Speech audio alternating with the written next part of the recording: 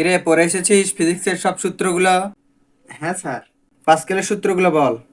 ইয়ে বাবা, স্যার ওইটাই শুধু হয়নি। তাহলে কোলমের সূত্র বল। ইস, স্যার ওই দুইটাই শুধু হয়নি স্যার। তাহলে আর্কিমিডিসের সূত্র তো বল।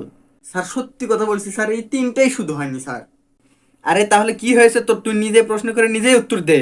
হ্যাঁ স্যার, এটা পারবো স্যার। হ্যাঁ, তোমার নাম কি? আমার নাম শাহ মোহাম্মদ রায়হান। এই, ফিজিক্সের থেকে একটা সূত্র প্রশ্ন কর।